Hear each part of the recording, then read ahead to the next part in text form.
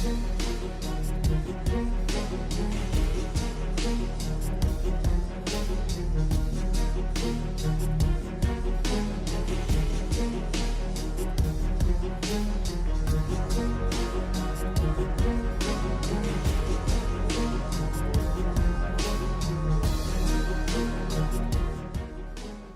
guys, and welcome to another episode of the Be Ultimate podcast.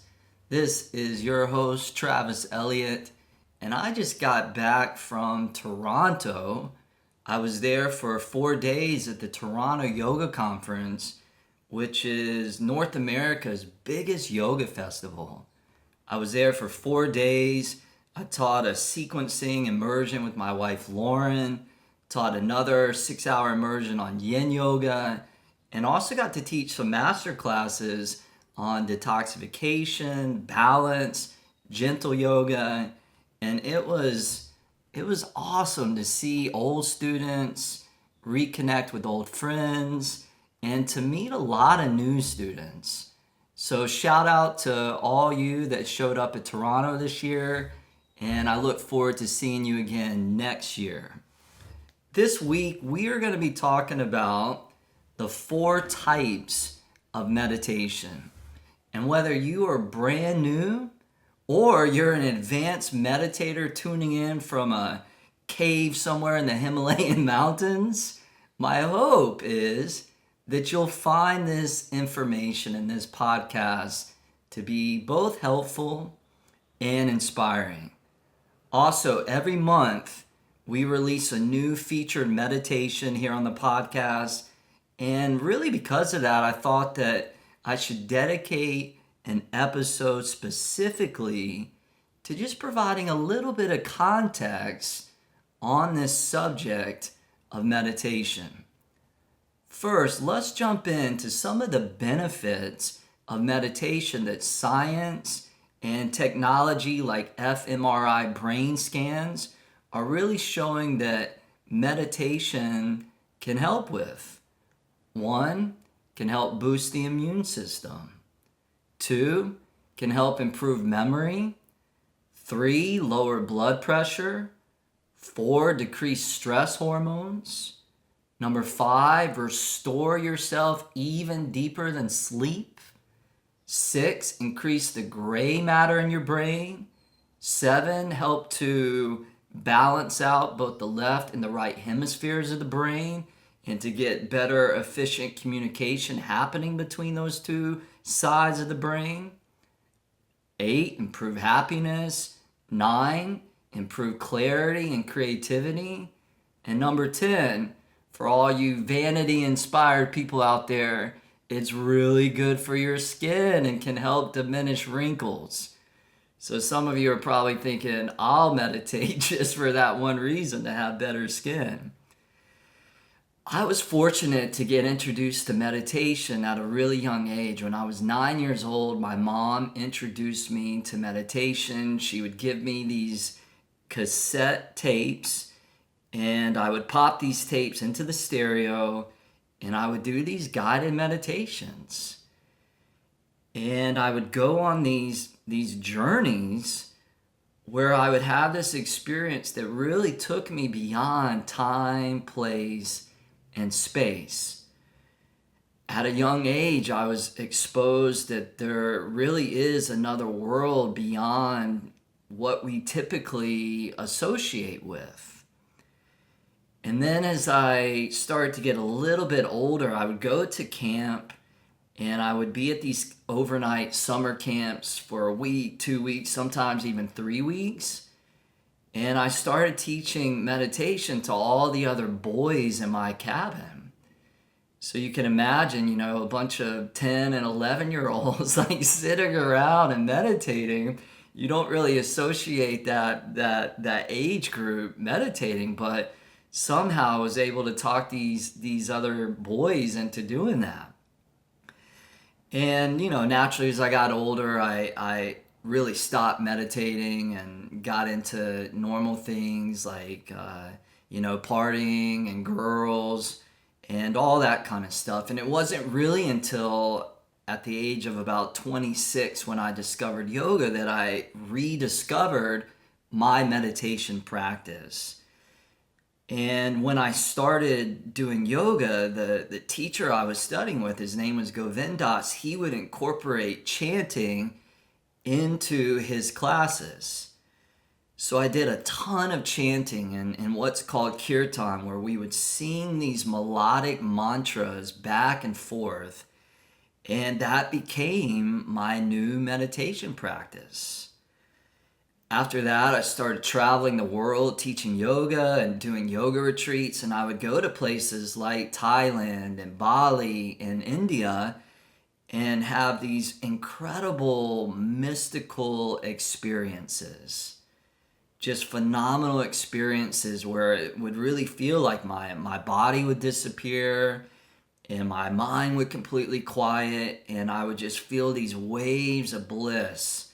If you can imagine just ecstasy and love and an energy where you didn't feel like anything was missing at all, I would have these experiences that would last for hours and sometimes even days.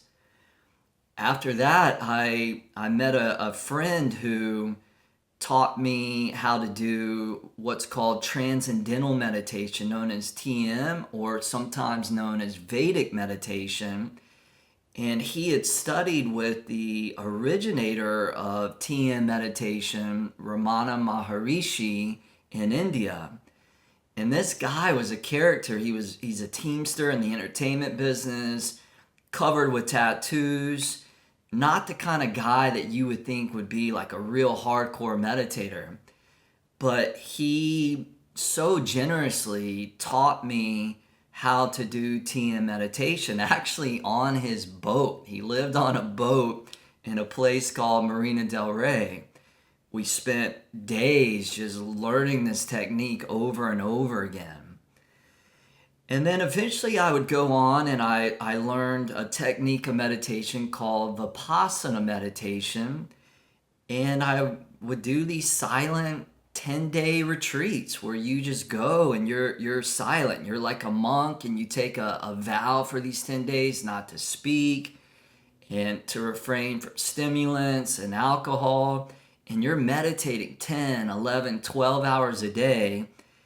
And eventually you reach this certain state that's so beyond what it is that the senses are reporting back to you. You move beyond the senses. You move into the place that the yogis call oneness, or the Christian mystics might call the kingdom of heaven that exists within.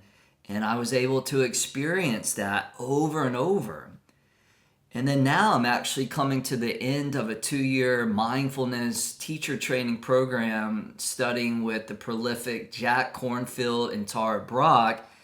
And these teachers especially have been a big influence on me. And a lot of what I talk about on the podcast really comes from what they've inspired me within, and me now just passing that on to you. So I wanted to provide you a little bit of my history so that you know that I've been around the block with meditation and have explored these different paths. And just like anything in life, people always believe like their technique is better than everybody's technique. My religion is better than your religion. But I believe that we don't all have to travel the same path. And I also believe that if somebody's on another path, they're exploring a different meditation technique, or they have a different religious belief, that I still have respect for where people are at. And this podcast, I just want to lay out the 4 main types of meditation for you. And again, whether you're brand new or whether you're more experienced, I think that you'll find this framework and looking at the 4 different types of meditation to be insightful. Let's dive in to the very first type of meditation, and this is called the devotional meditations. Devotional meditation includes prayer. anytime that you pray to God, or you pray to the divine, or you pray to the source of all creation, that is a form of meditation. You may find that prayer is your most powerful way to meditate. Prayer is when we talk to God. Meditation is when we listen to God. Prayer meditation is us speaking or calling out to our higher power. And meditation, even though it's in the same ballpark, is more of when we listen to what God or the universe or source has to say back to us. Another type of devotional meditation is what's called Bhakti. And Bhakti is a type of yoga that is actually the most popular style of yoga in all of India. For a lot of us, when we think about yoga, we think about a yoga pose. We think about down dog, or we think about somebody upside down in handstand, or we think about a yogi bended up into a pretzel-like shape. But the reality is that Bhakti, which has nothing to do with physical yoga, is really the most practiced style of yoga in India. And Bhakti means devotion. And so in India, they often relate to their higher power, to their God, and to the goddess through music, song, poetry, dance. And all those are also different types of meditation. And you see Bhakti really infused within the Balinese culture as well. And Bali, one of my favorite places to visit. I think I've been there 3 or 4 times now. And everywhere you go, devotion is just a part of that culture. At every intersection, there's an altar. There's temples everywhere. At the front of every store that you go to, there's incense burning, and there's an offering to the divine. Bhakti, again, is woven into the fabric of these cultures where everything they do is really inspired by that heartfelt quality of devotion. There's a saying in Bali that says, people closest to God are newborns and the dying. People farthest from God are middle-aged people with mortgages. And I love that because, we get wrapped up with it, having to pay our mortgage, paying our taxes, running our errands, and we forget about God. We forget about the divine. Whereas when you're around a newborn, they're just emanating that divine spirit. When you're around somebody that's making that transition from this life to the afterlife, you can again feel that presence of something that's timeless and eternal. The second type of meditation is what we call contemplation meditation. Contemplation meditation includes a form or meditation technique called passage meditation. And I didn't talk about this earlier in my history of exploring meditation, but there was also a phase in my life where I used to practice passage meditation, which I learned from an amazing man named Eknath Easwaran, who had traveled from India over to California and was actually the first person to teach meditation in a university setting. And Eknath Easwaran taught this type of meditation where you would choose a passage from a scripture, or it could even be a poem from somebody like Rumi or Hafiz, but a passage that was spiritual. And then what you do in the passage meditation is you memorize it, and then you close your eyes, and very silently and slowly, you repeat that passage word by word by word. And in between each word, you would leave a gap of stillness. And this was a really powerful meditation technique for me for a while, because whatever passage that I would choose, whether it was the Lord's Prayer or again a poem from Rumi, you would really feel the essence and the spirit of what that passage was really all about. Another form of contemplation meditation is what we call intention meditation, where you reflect, what is your intention? You may be at the beginning of your day and you wake up and you close your eyes and you go in and you ask yourself, you go through inquiry and say, what is my deepest intention today? What is it that I wish to align with? What's my deepest calling for this day or this moment or this event that I'm about to step into? And these can be powerful tools to really incorporate at the beginning of a yoga practice or the beginning of really a business meeting, that we can bring intention. Why are we here? Why are we doing what we're doing? Because again, it's so easy to get swept up into the noise and the stimulation and the busyness of modern day living, where we don't really take the time to ask ourselves that why. And then another form of contemplation meditation is a vow, where we meditate on a vow, and a vow is also connected to our intention. The Buddha had a vow, and very famously would say, live in joy and love even among those who hate. Live in joy and health even among the afflicted. Live in joy and peace even among the troubled. Look within. Be still, free from fear and attachment, and know the sweet joy of living in the way. As you can imagine, you start your day off with something of this caliber and so rich with intention and meaning and fulfillment. Wouldn't that be a much better way to start your day than just looking on your phone and getting bombarded with the news and emails and scrolling through social media? This is a calling to really take command of how we want to live our life, how we want to start our day, and to make these vows for ourselves.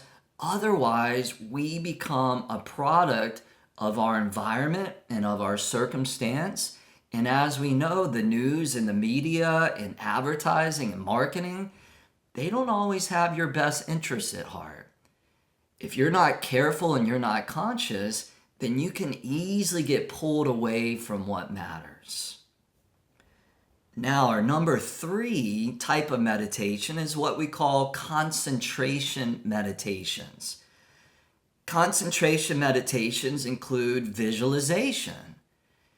And you hear about these athletes, whether it's Phil Jackson going with the Chicago Bulls or the Los Angeles Lakers and using visualization techniques where he would imagine and visualize with the players them making a certain basketball shot or the game going in a certain way or being in this flow where they were passing to each other.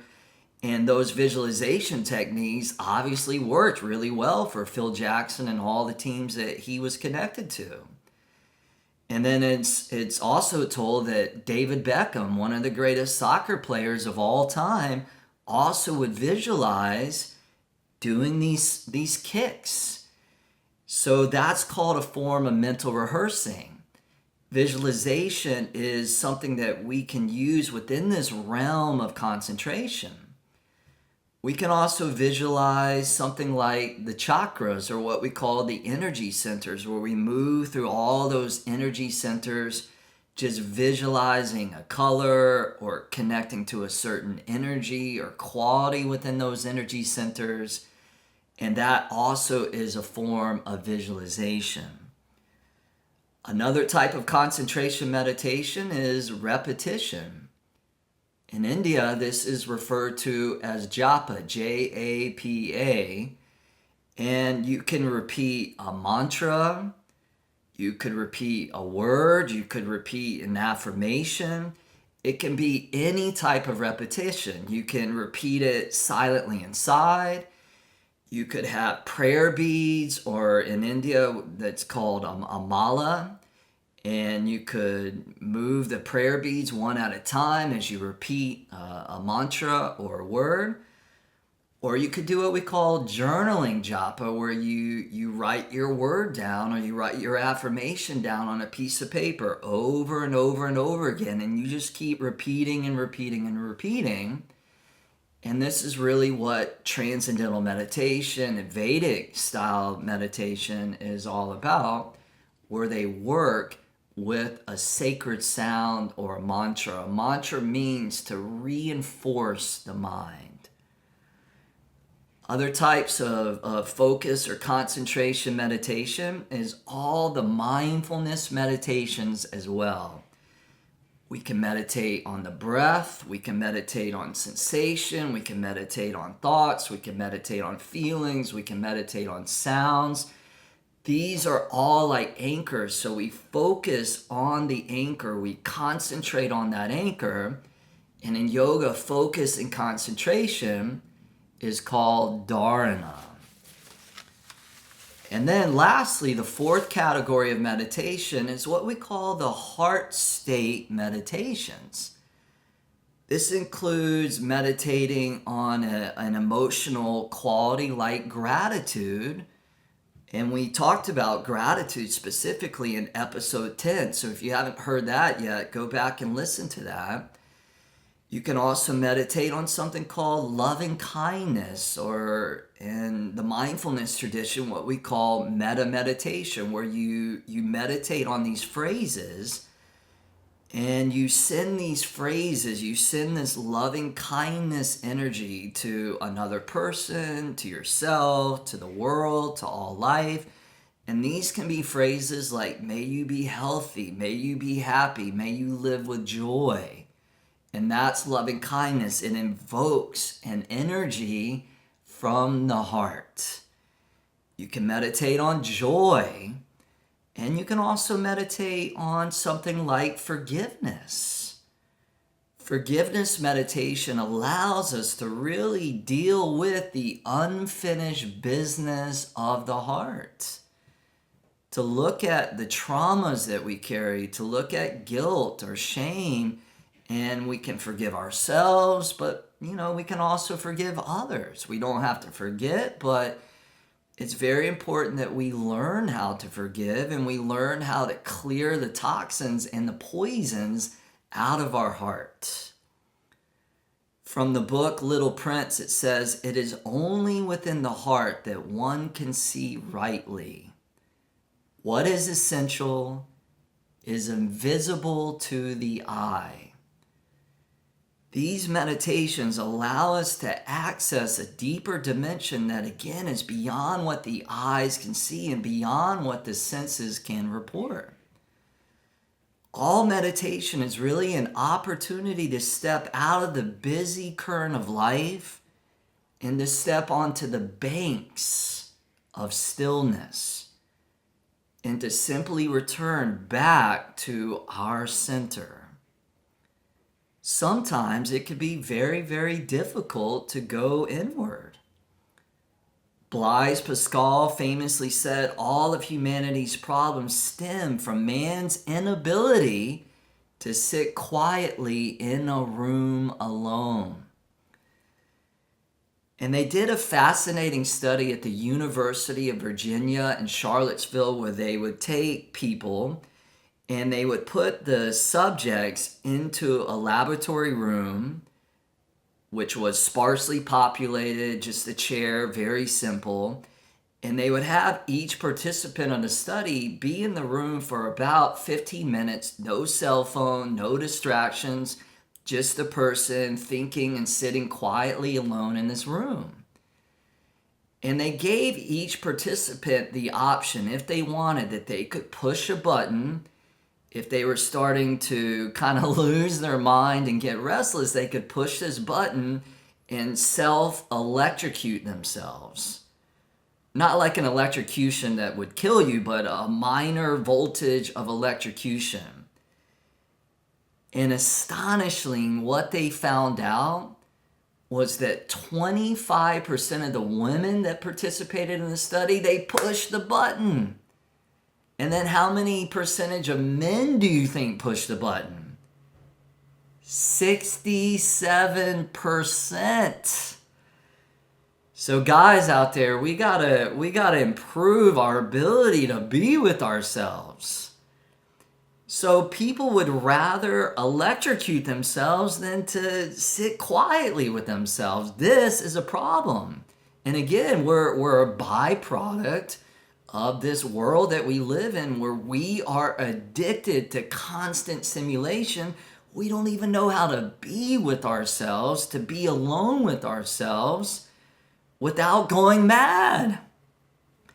Comedian Anne Lamott says, "My mind is like a bad neighborhood. I try not to go there alone."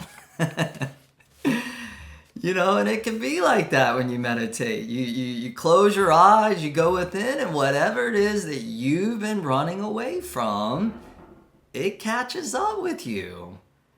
A huge part of our growth, though, is moving into the unknown, moving through uncertainty, moving through difficulty. If we can't be at peace with ourselves, we can't be at peace with life itself. To meditate, we find peace within ourselves so that we can find peace within all the various aspects of our life. Start a daily meditation practice, whether it's 1 minute. 1 minute is fine. If that's all you can do, start with 1 minute or an hour or somewhere in between, whatever it is that works for you. Personally, I do at least 20 minutes of meditation a day, at least. And again, you can look for meditations here on the Be Ultimate podcast. Every month, we're releasing a new meditation, and you can repeat these meditations over and over and over again. We also have great meditations on our monthly streaming platform, Interdimension TV. And we have a powerful 28-day mindfulness meditation program called Meditation 101, led by myself and my wife, Lauren. Each practice is about 15 to 20 minutes. It has music to it, and it's great for beginners or even more experienced students. So head over to interdimensionmedia.com. You can do a 10-day free trial, make sure that you like it, and that's a great way to get to the habit of meditating, where you're having a program that holds you accountable. So stay tuned for more episodes here on the Be Ultimate podcast related to meditation, mindfulness, neuroscience. This is a big inspiration and a big passion for me. Let's close by an ultimate prayer, which is kind of like the vow that we talked about. May we bring strength where there is weakness. May we bring courage where there is fear. May we bring compassion where there is suffering, and may we bring light where there is darkness. May we be ultimate.